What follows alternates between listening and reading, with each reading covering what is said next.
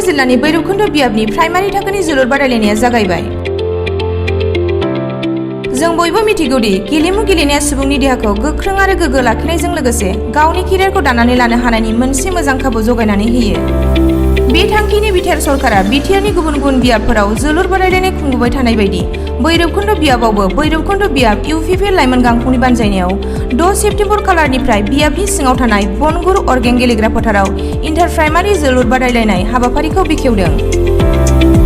बे बादायलायनायनि गिबि मेचखौ सान्तिपुर प्राइमारिया बरला प्राइमारिखौ 3-0 गलनि फारागथियाव फेजेननो हायो। मख'नो गोनांदि मैया जानानै थांनाय जोलुर बादायलायनायखौ जिल्ला इउपिपिएल दोलोनि गाहाय नेहाथारि रतेन्द्र दैमारिया बेखेवनानै होयो।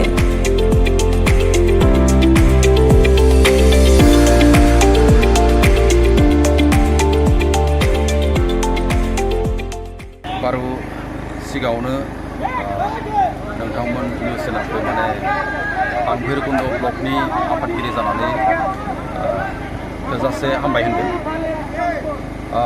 जों जोबोद गोजोननाय मोनदों। दिनै जों भैरबकुन्द ब्लक हिसाबै जोङो भैरबकुन्द समस्ति जानानै जोङो मोनसे इन्टार भिसिडिसि तथा इन्टार प्राइमारि फुटबल जों मेच दिनैनिफ्राय जों जागायजेनबाय। मोनसे पिस एकर्ड फुटबल टुर्नामेन्ट हिसाबै जों मुं होनाय जादों आरो जों जोबोद गोजोननाय मोनदों। बेवहाय दिनै जागायजेननाय मेचआवहाय जों बरला भिसिडिसि एबा प्राइमारि आरो सान्तिपुर भिसिडिसि एबा सान्तिपुर प्राइमारि जानानै बेबायसा खेल बादायलायनाय जागासिनो दङ।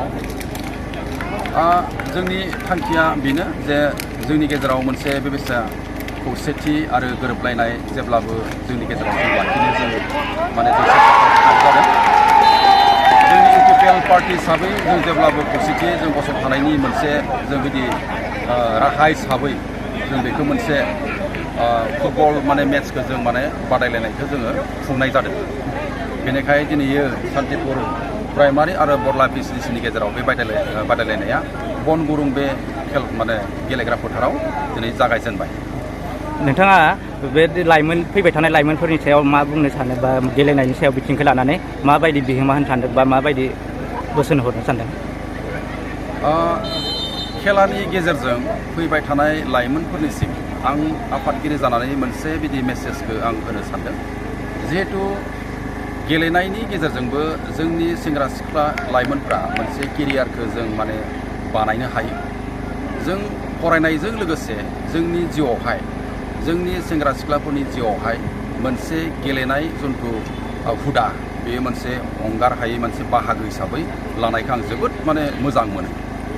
बेनिखायनो आं मेसेज मोनसे होनो नागिरो जोंनि सेंग्रा सिख्लाफोरा गेलेनायाव जोबोरै गोसो होनांगौ।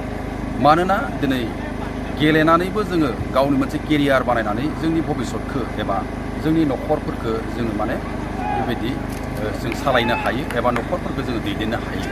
बेनिखायनो जोंनि उथिबोनाय सेंग्रा सिख्लाफ्रा गेलेनायाव जोबोद गोसो होनाया मोजां आरो बिखौ लानानै जोंनि गभर्नमेन्ट हिसाबै एबा बिटिआर गभर्नमेन्ट हिसाबै गोबां बेबायदि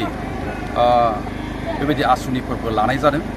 जायफ्रा जों बेबायदि भिसिडिसि लेभेलनिफ्राय मोजां प्लेयारफोर जा सोमजिगोन बिसोरो डिस्ट्रिक्ट लेभेलाव गेलेनो मोनगोन आरो डिस्ट्रिक्टनि उनाव स्टेट लेभेलाव बिथांमोनखौ सायख'नाय जागोन आरो स्टेटनि उनाव बिथांमोना लासैयै नेसनेल लेभेलाव बेबायदि गेलेनायनि खाबुखौ बिथांमोना मोनगोन। बेनिखायनो दानि जौगाबोनाय सेंग्रा सिख्लाफोरा गेलेनाय आयदायाव गोसो होनायखौ आं जोबोद आफादगिरि जानानै आं जोबोद लुबैयो आरो गेलेनाय हुदाखौ मोनसे फरायनायनि मोनसे बाहागो हिसाबै लानायखौ आं लाखिजानो आं गोसो हांख्रायो।